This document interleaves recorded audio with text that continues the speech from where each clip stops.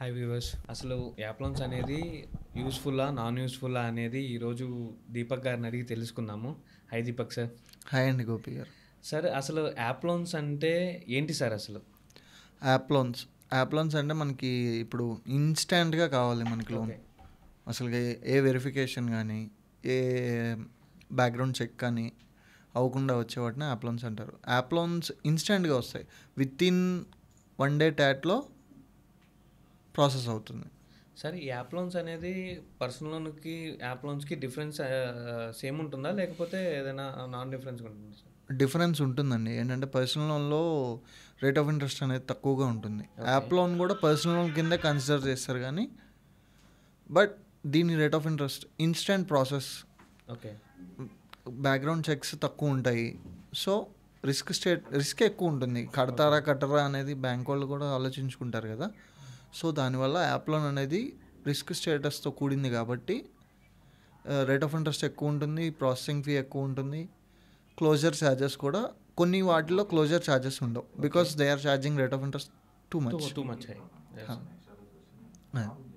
సరే సో దీనివల్ల యూస్ఫుల్ ఎవరు అంటే ఇన్స్టెంట్గా కావాలి అనుకున్న వాళ్ళు అప్పటికప్పుడు తీసుకొని వెంటనే, అంటే యాప్ లోన్స్కి కొన్ని యాప్ లోన్స్ ఏముంటాయంటే ఇప్పుడు 5 ఇలాంటి యాప్ లోన్స్కి అవును సార్. ఫోర్క్లోజ్ ఛార్జెస్ ఉండవు. ఓకే. సో ఆ మంత్ తీసుకొని యూజ్ అయిపోయిన తర్వాత అమౌంట్ ఉంటే రీపే చేసేసుకోవచ్చు. వాళ్ళు యూజ్ చేసుకున్న యాప్ లోన్ ఏదైతే అవుట్ స్టాండింగ్ ఉందో దానికి రేట్ ఆఫ్ ఇంట్రెస్ట్ పడుతుంది. ఎలిజిబిలిటీ చెక్ అనేది same as per personal loan. Personal loans. Okay. Salary into ఇంత అని చేస్తారు. ఇది ఆల్ కస్టమర్స్‌కే ఇది తీసుకోవచ్చా sir? Only employment based profiles మీదకే ఇస్తారా ఈ యాప్ లోన్స్ అనేవి? కొన్ని ఉంటాయండి, ఏంటంటే బ్యాంకింగ్ని బట్టి వస్తాయి కొన్ని. ఓకే. ఇప్పుడు చిన్న చిన్న app loans, crazy bee, KreditBee, okay. ఇవి అంటే ఎక్కువ అమౌంట్స్, ఎక్కువ ఫండింగ్ ఇవ్వరు వాళ్ళు. ఫండింగ్ ఎవరు? ఓకే. ఇప్పుడు ఆథరైజ్డ్ యాప్ లోన్స్ ఉంటాయి, 5 కానీ పెద్ద Navi ఇట్లా కొంచెం కొన్ని నావీ, ఫినబుల్, ఇన్క్రీడ్, ఈ ఫినాన్షియల్స్ ఎక్కువ ఫండింగ్ ఇస్తాయి. ఓకే. అవి శాలరీ చెక్ చేస్తాయి, అకౌంట్ అగ్రిగేషన్ అవుతుంది, శాలరీ క్రెడిట్స్ చెక్ చేస్తారు. సో దీన్ని బేస్ చేసుకొని కస్టమర్కి ఎక్కువ ఫండింగ్ వస్తుంది, బట్ రేట్ ఆఫ్ ఇంట్రెస్ట్ అనేది సేమ్ ఎక్కువే ఉంటుంది యాప్ లోన్ కాబట్టి. అండ్ ఇప్పుడు 5 ఇవనుకోండి, ఫోర్క్లోజర్ ఉండదు. ఓకే. 5కి ఫోర్క్లోజింగ్ లేదు. క్లోజర్ ఉండదు. ఓకే. సో ఫోర్క్లోజర్ ఛార్జెస్ లేనప్పుడు అలాంటివి నీడ్ఫుల్ ఉంటాయి, ఎందుకంటే ఎమర్జెన్సీ అమౌంట్ గురించి నీడ్ఫుల్ ఉంటాయి. సార్ ఇప్పుడు ఈ యాప్ లోన్స్ తీసుకోవడం బెనిఫిట్స్ అంటారా? లేదంటే రిస్క్ ఎక్కువ అనుకుంటారా? అంటే యూజ్ ఉంటేనే తీసుకోవాలండి, యూజ్ లేకుండా తీసుకోకూడదు. ఇప్పుడు యాప్ లోన్స్ వల్ల ఏంటంటే ఫ్యూచర్లో ఇప్పుడు కొన్ని ఫ్రాడ్ ఉంటాయి. యాప్స్ ఆ అమౌంట్స్ తీసుకుంటారు, ఆ అమౌంట్స్ తీసుకొని కూడా ఎవరైతే ఇప్పుడు కస్టమర్స్ ఉంటారో రిఫరెన్స్ నెంబర్స్ అడుగుతారు. అవును సార్. సపోజ్ ఒక్క ఈఎంఐ బౌన్స్ అయితే మీ కాంటాక్ట్ హిస్టరీ మొత్తం వాళ్ళ దగ్గర ఉంటుంది, మీరు యాక్సెస్ ఇచ్చేస్తారు వాళ్ళకి ఫోన్లో. సో దానివల్ల ఫేస్ చేసిన వాళ్ళు చాలామంది ఉన్నారు నాకు తెలిసిన వాళ్ళు. ఇప్పుడు ఆ యాప్ లోన్స్ తీసుకొని కట్టకుండా మనం అయితే కాంటాక్ట్ యాక్సెస్ ఇచ్చేస్తాం యాప్ ఇన్స్టాల్ చేసుకున్నప్పుడు. సో ఏమవుతుంది, ఆ కాంటాక్ట్స్ అన్నిటికీ పలానా పర్సన్ ఎవరైతే ఉన్నారో, మీ రిలేటివ్స్, మీ ఫాదర్ రిలేటివ్స్, మీ మదర్ రిలేటివ్స్, మీ కాంటాక్ట్స్ అన్నిటికీ కాల్స్ వెళ్తాయి, మెసేజెస్ వెళ్తాయి కంటిన్యూస్గా. ఒక్క ఈఎంఐ మీరు బై మిస్టేక్ మర్చిపోయినా, ఇంటెన్షన్ లేకుండా కట్టకపోయినా అన్ని కాల్స్ వెళ్తాయి. ఆ కాల్స్ వల్ల మీ ఇంట్లో వాళ్ళు ఏమనుకుంటారు, మిమ్మల్ని బ్యాడ్గా థింక్ చేస్తారు. ఇది ఎక్కువ యాప్ లోన్స్ అనేవాడు తెలివిగల్లోడు అయితే తీసుకోడు సార్. ఓకే. తెలివిగల్లోడే యాప్ లోన్స్ తీసుకోడు, దానివల్ల సిబిల్ కూడా పోయే ఛాన్సెస్ ఉన్నాయి. సార్ ఇప్పుడు మీరు 1 ఈఎంఐ కట్టకపోతే ఇట్లా కాల్స్ వెళ్తాయి అంటున్నారు కదా, ఒక కస్టమర్కి ముందు ఇన్ఫామ్ చేయరా వాళ్ళు? ఒక రిమైండర్ కాల్ అనేది, మెసేజ్ కానీ ఏమీ ఇవ్వరా? చేస్తారు కదా, టెక్స్ట్ మెసేజ్ వస్తుంది. ఓకే. టెక్స్ట్ మెసేజ్ వస్తుంది కానీ పట్టించుకోరు కదా ఈ రోజుల్లో. అదే. ఓకే. ఉన్న బిజీ షెడ్యూల్లో ఏదైతే మెసేజ్ని చూసుకునే ఇది ఎవరికి ఉండదు సార్. ఆటోమేటిక్గా న్యాచ్ అని వచ్చింది, న్యాచ్ చేస్తాం, మన అకౌంట్లో బ్యాలెన్స్ లేకపోతే యాప్ లోన్స్కి వెళ్ళేది మ్యాక్సిమం స్టూడెంట్స్, ఓకే, చిన్న ఎంప్లాయీస్. ఆ చిన్న ఎంప్లాయీస్ అంతే. యాప్ లోన్కి వచ్చేసరికి మైనస్ ఏంటంటే టెన్యూర్ తక్కువ ఉంటుంది, ఈఎంఐ ఎక్కువ ఉంటుంది. 3-4 months 6 monthsకి టెన్యూర్కి తీసుకుంటే, సపోజ్ ఒక 1 lakh తీసుకుంటే 6,000 7,000 10,000 శాలరీ వాడికి 6,000 7,000 ఈఎంఐ పోతే ఏం పే చేస్తాడు, అదే కరెక్ట్. ఎలా గడుపుతాడు? సో దానివల్ల బౌన్స్ అనేది ఛాన్స్ ఉంది. ఆ బౌన్స్ వల్ల సిబిల్ పోతుంది. మళ్ళీ కాంటాక్ట్స్కి చుట్టూ ఉన్న కాంటాక్ట్స్కి ఇది అయిపోతారు, అవును సార్, నెగిటివ్ అవుతారు. ఈ పర్సన్ ఇలా లోన్ తీసుకొని కట్టట్లేదు అనే ఫ్రాడ్ లాగా పోర్ట్రేట్ అవుతాం. మీకు ఫ్యూచర్లో లోన్ రాదు. దానికంటే బెస్ట్ ఏంటంటే మేము సోర్స్ చేస్తాం యాప్స్ కూడా. ఇన్స్టెంట్ డిస్బర్స్మెంట్ కావాలి, ఇన్స్టెంట్ లోన్స్ కావాలి మీకు, మేము ఉన్నాం. స్టార్ పవర్స్ ఉంది, కాల్ చేయండి, నెంబర్ ఉంది మీకు ఇక్కడ. ఆ నెంబర్కి కాల్ చేస్తే మీకు ఎంత కావాలి, ఎన్ని రోజుల్లో కావాలి, మీ ప్రొఫైల్ ఏంటి మొత్తం చెక్ చేసి మేము ఇప్పిస్తాం. ఓకే, కస్టమర్కి అండ్ బ్యాంక్కి మధ్యలో మేము ఉంటాం. ఎటువంటి ఇష్యూ రాకుండా కస్టమర్స్ అనేవాళ్ళు ఇంటెన్షనల్ కట్టాలి అనే ఉండాలి.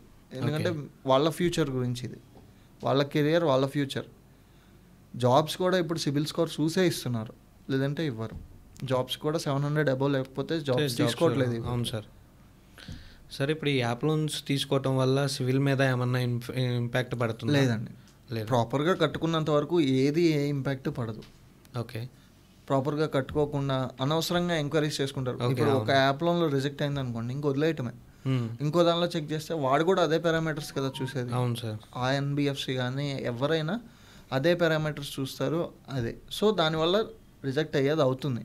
ఒకవేళ అప్రూవ్ అయినా మీకు నీడ్ ఉన్నంత అమౌంట్ అయితే అప్రూవ్ అవ్వదు. ఓకే, కొంతమంది పారామీటర్స్ తగ్గించి చూస్తారు. వాళ్ళు ఎంత ఇస్తారు, ఇప్పుడు సపోజ్ ఇందులో రిజెక్ట్ అయింది, ఈ పారామీటర్స్లో వర్క్ అవుతుంది, ఈ పారామీటర్స్లో వర్క్ అవుతున్నప్పుడు అంటే అక్కడ వర్క్ అవ్వదు కాబట్టి వాడు అక్కడ పారామీటర్స్ తగ్గించాడు. సో 5,000 10,000 ఆ అమౌంట్ ఎవరికి పనికి వస్తుంది?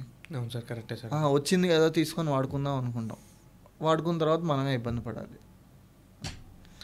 అంటే ఇప్పుడు ఈ యాప్ లోన్స్ కాను పర్సనల్ లోన్స్ ఇప్పుడు మీరు ఏదైతే ఇందాక స్టార్ పవర్స్ అని చెప్పారో, ఆ స్టార్ పవర్స్లో ఈ యాప్ లోన్స్ కూడా ప్రొవైడ్ చేస్తారా, లేకపోతే ఓన్లీ పర్సనల్ బ్యాంక్స్ నుంచి? ఉన్నాయి సార్, మన దగ్గర కూడా యాప్ లోన్స్ ఉన్నాయి.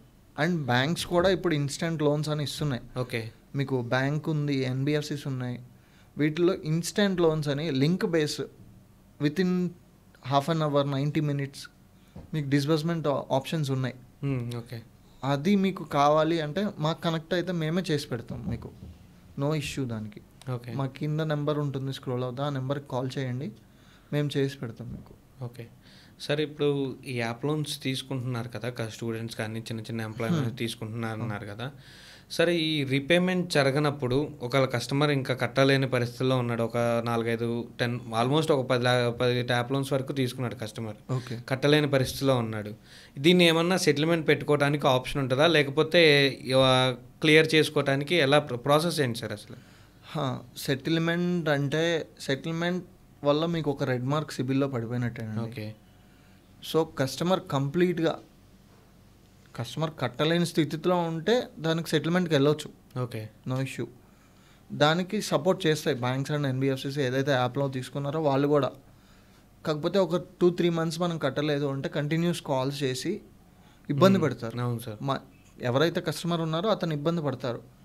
ఇంటిమేషన్ ఇచ్చేసేయాలి ముందే, నా పరిస్థితి ఇలా ఉంది, సో నేను పే చేయలేను, మీరు ఎన్ని కాల్స్ చేసినా ఏం చేసినా నా పరిస్థితి ఇది, సో మీరు ఒక అమౌంట్ చెప్పండి, నేను దాన్ని అరేంజ్ చేసుకొని ఒక సర్టైన్ డేట్ చెప్తాను, అప్పుడు పే చేస్తాను మీ అమౌంట్ అని చెప్పి మనమే మాట్లాడుకొని, కస్టమరే మాట్లాడాలి, మనం మాట్లాడలేము, థర్డ్ పార్టీ వాళ్ళు మాట్లాడలేరు. ఓకే. ఇప్పుడు కొత్తగా థర్డ్ పార్టీ వాళ్ళు కూడా ఇన్స్టాగ్రామ్లో రీసెంట్గా చూశాను నేను. అవును సార్. ఈ ఎవరైతే లోన్ ఏజెంట్స్ వెళ్ళి ఈఎంఐ కట్టలేదని ఇప్పుడు కలెక్షన్ ఏజెంట్స్ ఉంటారు. అవును సార్, కలెక్షన్ ఏజెంట్స్ వాళ్ళు అలానే మాట్లాడతారు, ఎందుకంటే వాళ్ళు డబ్బులు ఇచ్చారు కాబట్టి వాళ్ళు వసూలు చేసుకోవడం వాళ్ళ బాధ్యత. అవును సార్. సో వాళ్ళు అలానే మాట్లాడతారు, పే చేయాలనే ఇంటెన్షన్ మనకు ఉండాలి. సరే, ఇప్పుడు కస్టమర్ ఇబ్బందుల్లో ఉన్నారు రియల్గా, దానికి ఒక ఆప్షన్ ఉంది సెటిల్మెంట్ అని, ఆప్షన్ లేకుండా అయితే లేదు. మీ సిచ్యువేషన్ని చూసి ఆ సర్టైన్ యాప్ ఎవరైతే ఉన్నారో వాళ్ళకి మనం ఎక్స్ప్లెయిన్ చేస్తే వాళ్ళు వింటారు, సెటిల్మెంట్ చేసుకోవచ్చు. నాకు ఇప్పుడు సపోజ్ ఒక 1 lakh ఉందండి, నా దగ్గర ఒక 50,000 20,000 ఉన్నాయి, నేను ఇంతే పే చేయగలను, నా వల్ల కాదు ఇక, సో అది సెటిల్మెంట్ చేసుకొని అక్కడ.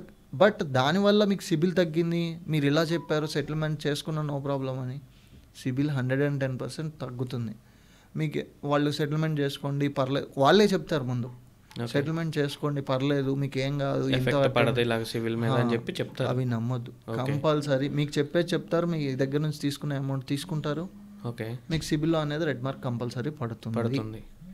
ఓకే. ఆ సెటిల్డ్ అని పడింది అంటే తర్వాత ఏదైనా లోన్ ఫ్యూచర్లో తీసుకొని లోన్స్ ఆప్షన్ రాదు. రాదు. ఫస్ట్ రాదు. సెకండ్ థింగ్, వచ్చిన లోన్ని ఒక 1 year 2 years ట్రాక్ క్లియర్గా మెయింటైన్ చేశారనుకోండి, 1 bounce లేకుండా, ఓకే.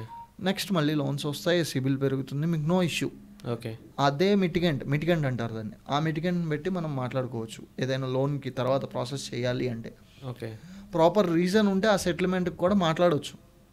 ఆ సెటిల్మెంట్కి కూడా ప్రాపర్ రీజన్ ఉందనుకోండి, సమ్ మెడికల్ ఎక్స్పెన్స్ ఇట్లా. మెడికల్ ఇష్యూ వల్ల, హెల్త్ ఇష్యూస్ వల్ల, లేదా ఫ్యామిలీ ప్రాబ్లమ్స్ వల్ల కస్టమర్ ఇలా అయిపోయి చేయాల్సి వచ్చింది, లేదా కస్టమర్ జెన్యూనే, సో కాల్ తీసుకుంటారు. ఆ కాల్ తీసుకునేది చెప్పే కరెక్ట్ సోర్స్ రీజన్ సోర్స్ ఉండాలి. ఉండాలి. ఓకే. బ్యాంక్కి అర్థమయ్యేలా చెప్పే సోర్స్ ఉండాలి. ఆ సోర్సే star powers. Okay. Thank you sir. అలా అసలు యాప్ లోన్స్ ఇట్లా బెనిఫిట్స్ ఉన్నాయి, అలా యూజ్ఫుల్లా నాన్ యూజ్ఫుల్లా అని చెప్పినందుకు. చూసారా వ్యూవర్స్, ఇలా యాప్ లోన్స్ తీసుకోవటం అనేది చాలా ఎఫెక్టివ్ అని చెప్పి మన దీపక్ గారు చెప్పారు. Thank you sir.